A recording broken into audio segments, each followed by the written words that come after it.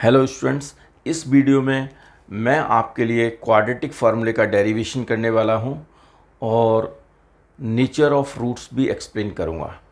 ये बहुत इम्पोर्टेंट और बहुत बेसिक कंसेप्ट है, ठीक है। 10th क्लास में क्वाड्रेटिक इक्वेशन जो चैप्टर है उसके अंदर, ठीक है।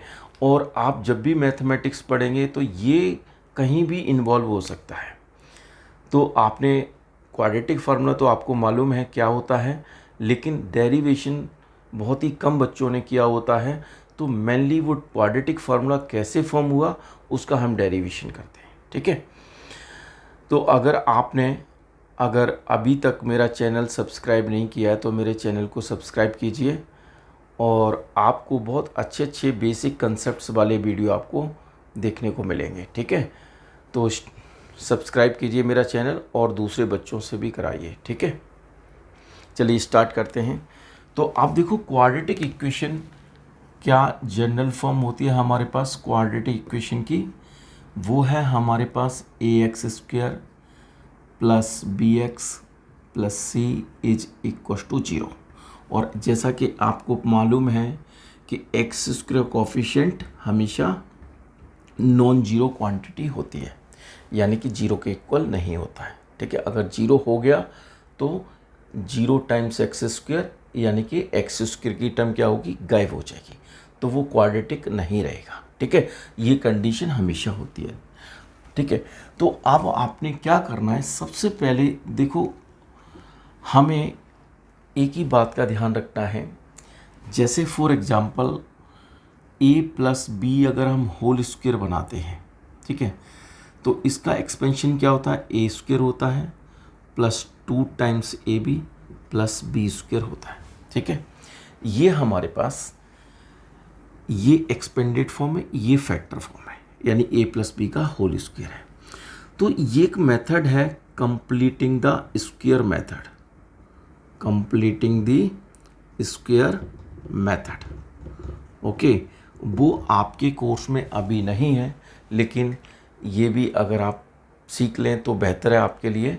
Completing the square method, geometrically हम एक स्क्वायर को कंप्लीट करते हैं, ठीक है। कंप्लीटिंग द स्क्वायर मेथड में, ठीक है, कि हम स्क्वायर को कैसे कंप्लीट करते हैं, एक अलग से मैंने वीडियो बनाया हुआ है, तो वो वीडियो भी आप लोग देख सकते हैं, ठीक है। करेक्ट, क्वाड्रेटिक के प्लेलिस्ट में होगा, वो देख लीजिए, ठीक है। तो अभी यहाँ पर हमारे पास क्या है कि ax² plus bx plus c। तो आपने क्या करना है, लेफ्ट साइड में क्या रखना है, राइट साइड में क्या रखना है। देखो आप राइट साइड में कांस्टेंट टर्म को ट्रांसफ़र कर सकते हैं अभी, ठीक है। तो ये हमारे पास क्या हो जाएगा, ax² प्लस bx और राइट साइड में आपने c को ट्रांसफ़र कर दिया, ठीक है। उसके बाद आप x² के कोफिशिएंट को यूनिटी बना लीजिएगा, x² के कोफिशिएंट को यूनिटी का मतलब है +1 बनाना, ठीक है। तो आप क्या करेंगे, a से थ्रू आउट डिवाइड कर देंगे, तो dividing equation by a, okay. तो आप a से डिवाइड करेंगे तो ax² upon a plus bx upon a और राइट साइड में -c अपॉन a, ये हो गया। तो a से a कैंसिल हो गया, तो ये सिंप्लीफाई करने के बाद स्टेप आया x² plus b by A times x और राइट साइड में -c बाई a, ये स्टेप आ गया, ओके। तो ये हमारे पास 2 टर्म्स हैं। तो जैसे ये a² है हमारे पास प्लस 2ab हमें फॉर्म करना है, करेक्ट। a जो है हमारे पास ये, आप इसको ऐसे भी समझ सकते हैं x प्लस a का होल स्क्वायर, वो क्या आंसर होगा, x² plus 2 times of x into में a, ओके, प्लस a², ये आपको लिखना है। तो x² हमारे पास है, 2 times of x into a हमें चाहिए, ठीक है। तो आपने क्या लिखा, ये x² लिखा और इसका x का कोफिशिएंट कुछ भी हो आपको हमेशा 2 से मल्टीप्लाई करना है और 2 से डिवाइड करना है, ओके। x का कोफिशिएंट कुछ भी हो उसको क्या करना है, 2 से मल्टीप्लाई करना है और 2 से डिवाइड करना है। क्योंकि देखो जो हमारे पास फार्मूला होता है ए प्लस बी के होल स्क्वायर में ए स्क्वायर आता है प्लस 2a भी आता है। तो फार्मूले में ये 2 आता है, तो इसलिए हम 2 से मल्टीप्लाई कर रहे हैं और 2 से डिवाइड कर रहे हैं। ओके, तो ए स्क्वायर ये हो गया, 2 फार्मूले वाला हो गया, ए स्क्वायर प्लस 2 ए ये आ गया और बी का एक्सप्रेशन ये हो गया 2ab। ठीक है, तो एक स्टेप और लिखते हैं आपके लिए। देखिए एक्स स्क्वायर आ गया प्लस 2ab से कंपेयर करेंगे तो ए की प्लेस पे हमारे पास x लिख सकते हैं हम 2a, और b की प्लेस पे b का एक्सप्रेशन। ओके, तो फर्स्ट स्क्वायर यानी A square plus 2a times b 2ab। तो इसमें क्या हो रहा है, b स्क्वायर ऐड हो रहा है, तो वही आपको करना है। ये b/2a है, तो b/2a का होल स्क्वायर आपको लेफ्ट साइड में ऐड करना है। ओके, और इक्वेशन का रूल क्या होता है कि हम कोई भी क्वांटिटी को, सेम क्वांटिटी को बोथ साइड ऐड कर सकते हैं, बोथ साइड सपरेट कर सकते हैं, बोथ साइड मल्टीप्लाई कर सकते हैं, डिवाइड कर सकते हैं। तो आपको इसको बैलेंस करने के लिए b/2a left side and right side इस क्वांटिटी के होल स्क्वायर को आपको ऐड करना है। ठीक है, तो अब आप देखो इसको कंपेयर करो, ये a square plus 2ab plus b square. Okay, तो ये क्या बना हमारे पास, a plus b whole square. ठीक है, like this a plus b whole square. तो इस एक्सप्रेशन को हम क्या लिख सकते हैं, x plus b/2a whole square. Okay, आप चेक कर लीजिए, a square plus 2ab okay plus b square. Okay, अब राइट हैंड साइड वाली टर्म को हमें सिंप्लीफाई करना है, -c/a, और ये b square upon 4 times a square. ठीक है, आप इसका एलसीएम लेंगे तो ये हमारे पास 4a स्क्वायर आ जाएगा, और ये माइनस कितना आएगा, a से डिवाइड करेंगे तो 4a आएगा, 4ac प्लस बी स्क्वायर, ये टर्म आ जाएगी। करेक्ट। ओके, तो अभी आपने यहाँ तक आप अपनी वीडियो को पॉज करके ये वाले सभी स्टेप्स को आप नोट कर सकते हैं। कभी भी आप YouTube से स्टडी करें कोई भी टॉपिक, हमेशा पेन और कॉपी अपने साथ में रखें। ठीक है, और वीडियो को पॉज कर करके ही आप पढ़ सकते हैं, ये सबसे पढ़ने का बहुत अच्छा तरीका है। ठीक है, वीडियो तो बहुत सारे मिल जाएंगे आपको देखने के लिए, लेकिन क्या है, आपको उस टाइम समझ आ जाएगा, लेकिन आपको एक तरह से बहुत अच्छे से समझने के लिए, बहुत कॉन्फिडेंट होने के लिए आपको लिखना बहुत ज़रूरी है। तो पेन कॉपी लीजिए और जो भी आप सीखते हैं उस चीज़ को ज़रूर लिखिएगा, चाहे किसी भी सब्जेक्ट का हो। ठीक है, तो अभी देखिए हमने ये लिखा है और इसको हम यहाँ लिख रहे हैं x plus b/2a whole square. Right hand side में क्या हो जाएगा हमारे पास, b square minus 4ac upon 4a square, ये टर्म हो जाएगी। करेक्ट। तो अब हमें क्या है, जैसा कि आपको मालूम है क्वाड्रेटिक का कंसेप्ट क्या होता है, ये स्क्वायर है, स्क्वायर जैसे ही हम हटाते हैं, स्क्वायर को रिमूव करेंगे लेफ़्ट साइड से, तो राइट हैंड साइड में क्या होगा, प्लस माइनस आ जाएगा, और राइट हैंड साइड में जो भी क्वांटिटी है वो स्क्वायर रूट के अंदर हम लिखते हैं, b square minus 4ac upon 4a square, ऐसे लिखेंगे। करेक्ट, क्योंकि जब भी हम स्क्वायर हटाते हैं, स्क्वायर का मतलब x की 2 वैल्यूज होंगी। ठीक है, ओके, तो ये आपको लिखना है। तो x हमारे पास क्या होगा, इस जो b/2a है इसको हम लेफ़्ट से राइट में ट्रांसफ़र कर सकते हैं। तो मोस्टली बच्चों को हैबिट होती है कि इस टर्म के पीछे लिखने की, आप इसके आगे भी लिख सकते हैं, कोई प्रॉब्लम नहीं है। तो इस वैल्यू का जो साइन है वो पॉजिटिव है, वो नेगेटिव हो जाएगा, माइनस b/2a आ जाएगा, और ये इसमें plus minus as it is ऐसे लिखेंगे, और ये हमारे पास b स्क्वायर माइनस 4ac, और ये 4 का रूट 2 आ गया, और a स्क्वायर का रूट जो है वो हमारे पास a आएगा। ठीक है। ए यहाँ पर हम लोग पॉजिटिव क्वांटिटी को कंसीडर कर रहे हैं। अगर आप हायर क्लासेस में जाएंगे तो यहाँ 2 वैल्यूज एग्जिस्ट करेंगी, square root of a square, तो हम उसको ए नहीं लिख सकते, मॉडुलस ऑफ ए लिखते हैं। वो एक डिफरेंट कंसेप्ट है, इतना आपको डेप्थ में जाने की ज़रूरत नहीं है। ठीक है, अभी आप यही सेम कॉपी कर लीजिए। ठीक है, ये परफेक्ट है। ठीक है, तो अभी आपने क्या किया, x जो है, अब आपने क्या किया, इसका एलसीएम लिया, तो ये 2a हो गया। ठीक है, 2a, और इसको 2a, इसका एलसीएम नहीं तो -b plus minus under root of b square minus 4ac। ये हमारे पास क्वाड्रेटिक फार्मूला ड्राइव हो गया। ठीक है, थोड़ा सा मैं अभी और समझाता हूँ आप लोगों को। ठीक है, हम जो हमारे पास देखिए, ये जो वैल्यू है अंडर रूट में b स्क्वायर माइनस 4ac, इस वैल्यू को क्या बोलते हैं और किससे डिनोट करते हैं वो देखिए। x लिखा आपने, इसको -b लिखा, प्लस माइनस, और इसको हम कैपिटल D से डिनोट करते हैं, और ये 2 है। और D जो हो गया वो हमारे पास क्या है, D का वैल्यू है b square minus 4ac। D को हम लोग बोलते हैं डिस्क्रिमिनेंट। क्या बोलते हैं, डिस्क्रिमिनेंट। डिस्क्रिमिनेंट का मतलब है डिस्क्रिमिनेट करना। मतलब ये जो वैल्यू है b स्क्वायर माइनस 4ac, ये जो टाइप्स ऑफ रूट्स में डिस्क्रिमिनेशन करता है, यानी कि जो कितने टाइप्स के रूट्स हैं वो बताता है, उनमें डिस्क्रिमिनेट करता है। ठीक है ना, जैसे इक्वल रूट्स हैं, रियल रूट्स हैं, ठीक है, रियल रूट्स हैं या अनरियल रूट्स हैं, करेक्ट, ये डिस्क्रिमिनेशन हो गया।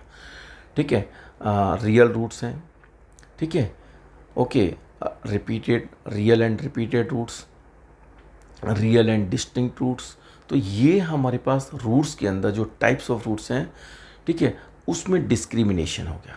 तो इसी डिस्क्रिमिनेशन वर्ड से ही जो बेस्ड है टाइप्स ऑफ रूट्स के बेसिस पे ही डिस्क्रिमिनेंट वर्ड यूज किया हुआ है। ठीक है, तो ये डिस्क्रिमिनेंट एक डिसाइडिंग फैक्टर है, डिसाइडिंग वैल्यू है b स्क्वायर माइनस 4ac के रूट्स का नेचर क्या होगा।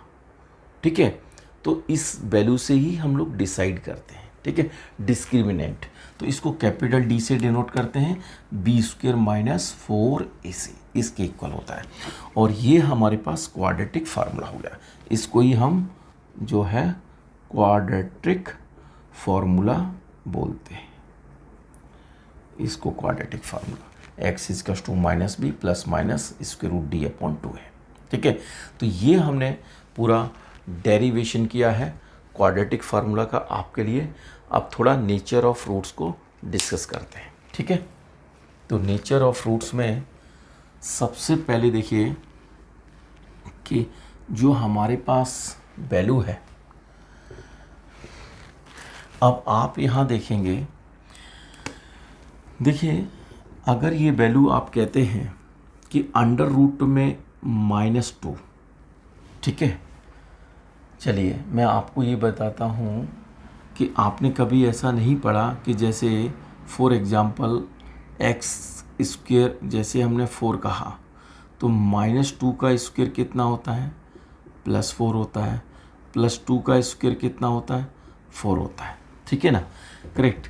तो अगर हम यहाँ पर क्या करते हैं, जो स्क्वायर रूट ऑफ हमेशा आपने पॉजिटिव रियल वैल्यूज के लिए ही पढ़ा है, रियल वैल्यूज के लिए, यानी कि स्क्वायर रूट ऑफ 0 कितना होता है, 0 होता है, स्क्वायर रूट ऑफ 1 कितना होता है, 1 होता है, स्क्वायर रूट ऑफ 2 1.414। तो ये पढ़ा है, कभी आपने ये नहीं पढ़ा। ठीक है ना, ये जो होता है हमारे पास, जैसे आपने कहा कि कोई भी रियल नंबर हो उसका हम स्क्वायर करते हैं तो हमेशा आंसर पॉजिटिव आता है। ऐसा भी केस है कि जैसे अगर हम करते हैं एक आयोटा स्क्वायर तो वो -1 होता है, इसको हम बोलते हैं आयोटा, ये ग्रीक लेटर है। ठीक है ना, तो आयोटा स्क्वायर, तो ये जो नंबर है वो इमेजिनरी नंबर है। ये क्या है, आयोटा जो है इमेजिनरी नंबर, इमेजिनरी नंबर भी बोल सकते हैं और आप इसको कॉम्प्लेक्स नंबर भी बोल सकते हैं, सिंपली आप अनरियल नंबर भी कह सकते हैं, ठीक है ना, अनरियल नंबर, ठीक है। तो इस पे डिपेंड करता है कि अगर हमारे पास इफ़ डी जो है या तो हमारे पास क्या हो, पॉजिटिव हो या जीरो हो, डी क्या हो, जीरो के इक्वल हो या पॉजिटिव हो, ए केस, तब हमारे पास क्या होता है, देन रूट्स जो होते हैं, रूट्स आर रियल, रूट्स होते हैं वो रियल रूट्स होते हैं, ठीक है। हमने इसको ए पार्ट कर दिया और यहाँ आपके लिए हेडिंग डाल दी हमने नेचर ऑफ रूट्स, ठीक है, नेचर ऑफ रूट। नेचर जो पता चलता है हमें हमेशा डिस्क्रिमिनेंट वैल्यू से ही पता चलता है, डी से, ठीक है। अगर तो इसमें टू केसेस हो गए, टू केसेस क्या हो गया, डी की वैल्यू जीरो हो गई और डी की वैल्यू पॉजिटिव हो गई, ठीक है, ये केसेस हो गए हमारे पास, ठीक है ना। तो रूट्स क्या होंगे, रियल रूट्स होते हैं, ठीक है। अगर डी जो है लेस देन जीरो, मतलब डी की वैल्यू नेगेटिव आ गई ये, ठीक है, तो तब हमारे पास क्या होते हैं, रूट्स जो होते हैं, रूट्स आर, हम इसको अनरियल लिखते हैं, अनरियल, या हम इसको कॉम्प्लेक्स लिखते हैं, कॉम्प्लेक्स, या हम इसको इमेजिनरी रूट्स लिखते हैं, इमेजिनरी रूट्स लिखते हैं, करेक्ट, ये लिखते हैं, ठीक है। तो 10th स्टैंडर्ड में जब भी अनरियल रूट्स आते हैं यानी डी की वैल्यू नेगेटिव आती है तो आपको सॉल्व करने के लिए नहीं बोलते, वो क्वेश्चन यहीं पर एंड हो जाता है। जस्ट आपको यही बताना पड़ता है कि रूट्स अनरियल है, आपको सॉल्व करने के लिए भी नहीं आया क्योंकि ये कोर्स में है ही नहीं, ठीक है। ओके, तो ए का फर्स्ट पार्ट लेते हैं, ये बी लिया, और ए का हम फर्स्ट पार्ट लेते हैं, इसके टू अलग अलग सेपरेट केसेस बना देते हैं, ठीक है ना। अगर हम कहते हैं कि इफ़ डी जो है ग्रेटर देन जीरो है, पॉजिटिव है, तो यहाँ लिखते हैं कि रूट्स जो है, roots are real and distinct, real भी होंगे और डिफरेंट होंगे, यानी कि जो हम x की वैल्यूज को सॉल्व कर रहे हैं, रूट्स का मतलब सॉल्यूशन, ठीक है, आंसर जो x की वैल्यू, तो x की टू डिफरेंट वैल्यू हो जाएंगी, जैसे 2 हो गया, एक -3 होगी, x की एक वैल्यू 2 और दूसरी वैल्यू -3, इनको ही वैल्यूज को रूट्स बोलते हैं, सॉल्यूशन बोलते हैं, आंसर बोलते हैं, ठीक है ना। तो अगर पॉजिटिव है, roots are real and distinct, distinct मतलब डिफरेंट रूट्स होंगे, यानी कि x की टू डिफरेंट वैल्यूज होती हैं, ठीक है। अगर हम एक केस ले रहे हैं, if D equals to zero ले रहे हैं, तो रूट्स क्या है, roots are real and equal, real and equal roots, ठीक है, real and equal, real and equal भी बोलते हैं, और इसको कोइंसिडेंट रूट्स भी बोलते हैं, और आप इसको रिपीटेड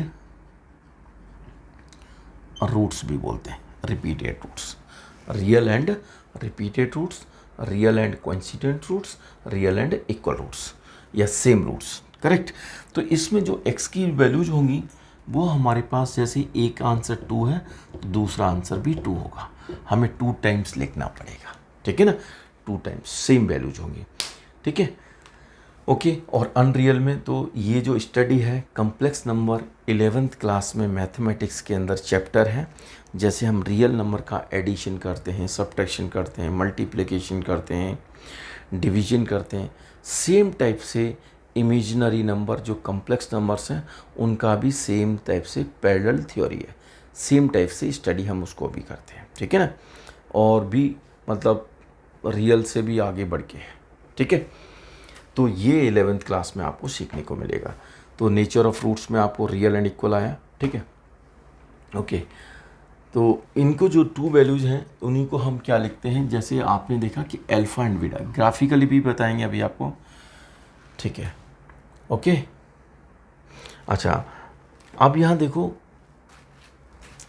एक केस और आपके लिए बताते हैं। अगर डी का वैल्यू जो है, इफ़ वैल्यू ऑफ डी क्या हो, पॉजिटिव हो, डी क्या हो, पॉजिटिव हो एंड परफेक्ट स्क्वायर, क्या वैल्यू हो, परफेक्ट स्क्वायर, जैसे कि फॉर एग्जांपल परफेक्ट स्क्वायर मतलब डी का वैल्यू 0 आ जाए, 1 आ जाए, ठीक है, 4 आ जाए, 9 आ जाए, 16, 25 एट्सेट्रा, ये वैल्यूज आ जाए, ठीक है ना। तो इसका मतलब क्या होगा कि स्क्वायर रूट ऑफ डी, जैसे फॉर एग्जांपल 9 कहा आपने, तो 9 करेंगे तो वो 3 आ जाएगा, 3 आ जाएगा ना। तो अगर ये परफेक्ट स्क्वायर वैल्यू है डी की, ठीक है, तो रूट्स क्या होते हैं, रूट्स आर, ठीक है, ऑब्वियसली रियल तो होंगे, रियल एंड रैशनल रूट्स क्या होते हैं, रैशनल रूट्स होते हैं, ठीक है। रैशनल रूट्स का मतलब है कि जो हमारे पास x का आंसर आएगा वो सपोज 2/3, ठीक है, 5/7, इस टाइप से आंसर आएगा, ठीक है ना, करेक्ट। क्योंकि ये जो कुछ वैल्यू भी आगे होगी और फिर हम इसके रूट 9 कैलकुलेट करेंगे तो इसमें प्लस माइनस होके एक सिंगल नंबर बन जाएगा, ठीक है ना, ऐड करके, ठीक है ना। ओके, अगर इफ़ उसका उल्टा, इफ़ वैल्यू ऑफ डी का जो वैल्यू है वो क्या है, is not a perfect square, not a perfect square, perfect square value नहीं है। जैसे कि फॉर एग्जांपल डी जो है हमारे पास, डी का वैल्यू 3 आ गया, डी का वैल्यू कितना आ गया, 3। तो अगर आप करेंगे तो रूट्स जो होंगे, जैसे आपने कहा -2 plus minus square root of 3, ठीक है, अपॉन 1 कह दिया, ओके। तो ये 2 प्लस रूट 3 हो गया या -2 माइनस रूट 3 हो गया, ठीक है ना। तो ये जो नंबर होता है वो क्या होता है, रैशनल प्लस इरेशनल, इरेशनल, ठीक है। तो रूट्स जो होंगे वो क्या होंगे, रूट्स आर, ठीक है, डी पॉजिटिव तो होगा, ठीक है, डी पॉजिटिव के केस में ही बता रहे हैं, ठीक है, रूट्स आर इरेशनल, तो आपके रूट्स जो होंगे वो इरेशनल रूट्स होंगे, ठीक है, करेक्ट, ओके, ठीक है। तो ये आपको एक छोटा सा टॉपिक है, आप लोगों को ये समझ आया होगा, ठीक है।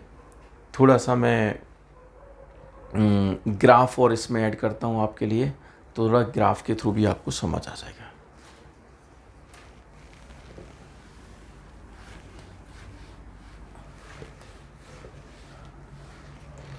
देखिए ग्राफ, जैसे कि आप जानते हैं कि हमने इसको y लिखा और ax² plus bx plus c लिखा, ठीक है ना। और हम इसको जब ग्राफ बनाएंगे तो ये क्वाड्रेटिक का जो ग्राफ होता है, क्वाड्रेटिक का जो ग्राफ है आपके पास, वो क्या होता है, पैराबोलिक शेप होती है, पैराबोला होता है, ठीक है ना, पैराबोलिक शेप यू शेप्ड होती है, ठीक है ना। यहाँ पर ए का वैल्यू अगर पॉजिटिव है, ए का वैल्यू पॉजिटिव है, ठीक है ना, तो आपको सिर्फ क्या देखना है कि upward parabola, open towards positive direction of by axis, x axis ये ओरिजिन, ये एक्स डैश, ये बाई डैश, ठीक है ना। और हमने डी ले लिया, डी क्या ले लिया हमने, पॉजिटिव वैल्यू, कोई डी पॉजिटिव वैल्यू हो गई, ठीक है ना, और ए पॉजिटिव है, डी पॉजिटिव है, ठीक है ना। तो इस केस में क्या होगा, रूट्स क्या होते हैं, रियल एंड डिस्टिंक्ट। तो ग्राफ जो होगा वो दो जगह एक्स एक्सिस पे कट करेगा, ठीक है ना। इसी एक्स की जो यहाँ वैल्यू होती है, इसको हम एक्स को अल्फ़ा और एक्स इक्वल्स टू बीटा ये बोल देते हैं, ठीक है ना। जैसे यहाँ पर एक्स को हमने क्या कह दिया, 1/2 कह दिया और दूसरी वैल्यू को 5 कह दिया, तो ये 1/2 वैल्यू हो गई, ये 5 हो गई। इसी को अल्फ़ा कह दिया 1 वैल्यू को, दूसरी वैल्यू को बीटा नाम दे दिया, ठीक है, करेक्ट। तो और ए पॉजिटिव है उसकी वजह से ये ऊपर शेप है, और डी पॉजिटिव है तो 2 डिस्टिंक्ट रूट्स होंगे, ठीक है ना। और अगर हम इस केस में ए ग्रेटर देन 0 और डी अगर हम 0 ले रहे हैं, तो ए पॉजिटिव होने की वजह से क्या होगा कि ऊपर शेप होगी, लेकिन डी 0 हो गया तो वो रूट्स इक्वल होंगे, तो ये शेप जो होगी, कर्व जो होगी ना, वो एक्स एक्सिस को 1 पॉइंट पर ही इंटरसेक्ट करेगी, यानी कि टच करेगी, ठीक है ना, करेक्ट। ये ओपन कहाँ होगा, toward positive direction of by x है, इसको अपवर्ड पैराबोला बोलते हैं, ठीक है। और एक्स को 1 पॉइंट पर ही टच करेगी, दोनों वैल्यू इक्वल हो जाएंगे, ठीक है ना, करेक्ट। और इसका उल्टा लेते हैं हम कि ए नेगेटिव है और डी पॉजिटिव है, तो शेप जस्ट है, शेप ऐसे हो जाएगी। ए नेगेटिव होने की वजह से ए जो है less than zero, less than zero का मतलब नेगेटिव, और डी क्या है हमारे पास पॉजिटिव, डी क्या है पॉजिटिव। पॉजिटिव होने से क्या है कि एक्स के 2 डिफरेंट वैल्यूज होंगे, अल्फ़ा और दूसरी वैल्यू बीटा, ठीक है ना, 2 डिफरेंट वैल्यूज होंगे। डी से डिसाइड होता है 2 डिफरेंट, ए पॉजिटिव नेगेटिव से शेप डिसाइड होती है कि अपवर्ड होगा डाउनवर्ड होगा। और अगर हम ए लेस देन जीरो नेगेटिव बोल रहे हैं, ठीक है, और डी को अगर हम जीरो कह रहे हैं तो जीरो का मतलब इक्वल रूट्स, ठीक है, और ए नेगेटिव का मतलब डाउनवर्ड पैराबोला। तो यहाँ पर एक्स का वैल्यू क्या होगा, अल्फ़ा और बीटा दोनों वैल्यू इक्वल हो जाएंगे, करेक्ट। ये आपको समझ आया, चारों ग्राफ आपको समझ आ गए। तो इसमें तो ए से रिलेटेड जो है MCQ भी बन सकते हैं आपके, ठीक है, ओके। एक लेते हैं नेगेटिव वाला लेते हैं, ठीक है। देखिए अगर हमने कहा आपके लिए कि ए पॉजिटिव ले रहे हैं हम, ए ग्रेटर देन जीरो ले रहे हैं, ठीक है, और डी की वैल्यू को हम ले रहे हैं नेगेटिव, नेगेटिव, नेगेटिव, तो इसका मतलब है ए पॉजिटिव का मतलब ऊपर होगा, और डी नेगेटिव होने से जो ग्राफ है वो एक्स एक्सिस को ना तो टच करेगा और ना ही इंटरसेक्ट करेगा।